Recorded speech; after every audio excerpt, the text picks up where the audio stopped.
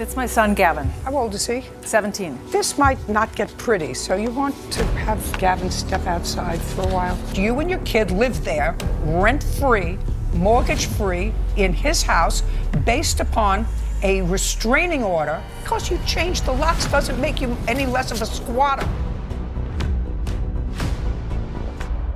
Imagine being thrown out of your own house because of modern relationship toxicity, just because money, greed, and ego matter more than love. Well, toxicity has become the new normal in many relationships today rather than it was 30 years ago. This is the story of Martin Gustafson and that of many like him. The gentleman bought his house under a mortgage agreement worth $205,000. Out of love for his girlfriend, Toni Meadow, a single mom, he let her and her son join him in the apartment. But what happened after they joined is crazy. We didn't see it coming and bet you wouldn't either. He got sent out. Can you believe that? Toni had reported Martin to the cops, claiming she had a restraining order against him. The cops ejected him out of the building without really questioning him. Was this one of her moves to get everything for herself? The poor man was looking for love in the wrong place. Even in old age, it's okay for men to want to feel loved, especially if they are widowed. So men quickly go after single moms who have either lost their husbands or have been separated. While this might seem reasonable, it could become horrible if love is sought from the wrong person. Everything could go wrong with the wrong person. And didn't it just for the good guy, Martin Gustafson? Maybe you even know someone like him. Martin is a nice guy who would allow his girlfriend to bring her son to live with him. He wasn't the biological father of the child and had no cause to accept if and when she had requested that he let her son live with them. But out of love for Toni, he wanted her son to stay with them. We sure would do a lot of things for love, but it all went wrong because of Toni's toxic attitude. From all that you've seen so far, Toni is like an obsessed and entitled person who wants everything to go her way and wants everything for herself. This toxic behavior quickly played out when, only just after 2 months of staying in Martin's home, she got him kicked out of it. One February afternoon, Toni contacted the cops, reporting that Martin had assaulted her. When the cops arrived, they quickly got him out of the house without trying to find out who the owner was. A house owner getting ejected isn't something you'd even see in the cinemas. Toni had earlier changed the lock to stop Martin from entering his house, and all the cops had to do was ask questions, and they wouldn't have made such a great mistake. But it isn't too hard to see what Toni wanted. She wanted to get the house, so she got the cops involved in the first place. People who feel entitled to things they've never worked for will stop at nothing to get it, manipulating the facts as Toni did by changing the lock. It made her look like a legal resident and had a right to the house or a share of Martin's home. This was her plan all along. Get him thrown in prison and steal his house and money. I know exactly what you did. I know exactly what you wanted, what you thought you were entitled to, and I know exactly what you did. But the locks were changed. We lived there. He lived in Monticello. Just a second. Just because you changed the locks doesn't make you any less of a squatter. Is this true? Classic Robin Hood with the wrong motive. From the above, you can see what she aimed for. She wanted it, and she would have gotten it. These days, women wonder why men don't want to marry. This was a perfect example. Imagine how much worse that could have been if he'd been dumb enough to marry her. How many times have I told you never to marry a single mother?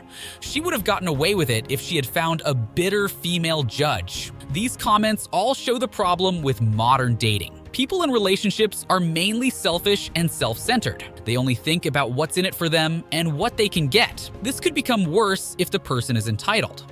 Before you know it, they become crooks and scams to get what they want for themselves without thinking much about how it affects the other person. In Toni's case, she only lived for 10 months in Martin's apartment without paying any rent. She only invested $1,900 and saw it as their house, which is completely insane, by the way. It is not even 1% of the mortgage Martin had to pay.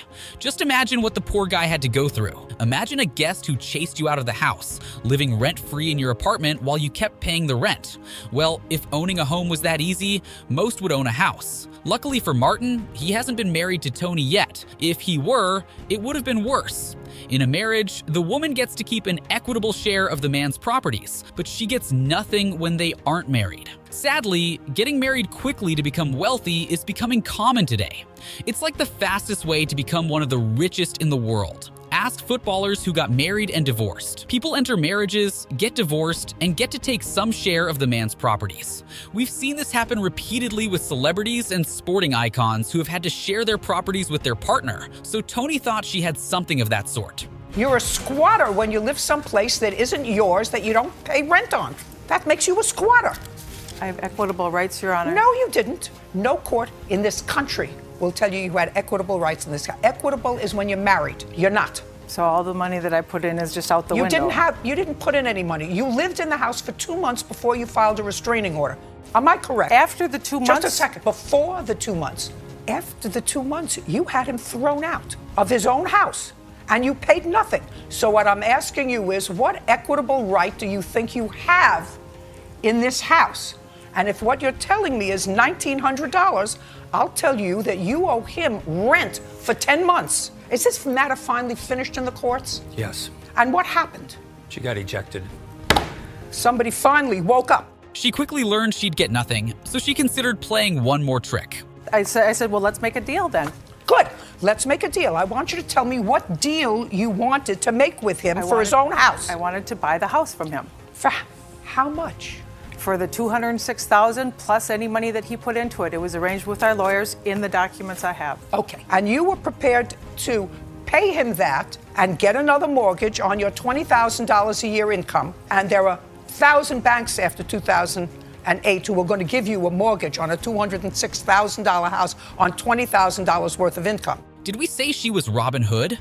Oh, it may be worse than that. Toni only suggested a deal to buy the house from Martin when she knew he was completely bankrupt and had no funds again. It was a well-calculated scam. Get him financially drained, then buy the house from him.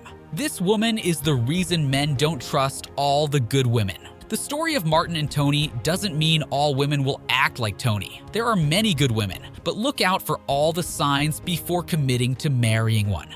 If you're with someone who shows any of the signs Toni showed, you may need to sit them down for a deep talk or have the relationship ended. Except if you want to lose your house. But we don't want to see more people end up like Martin. Do you know anyone who has had to go through something like this? Feel free to comment on your experience or that experience, and let's share it with the community.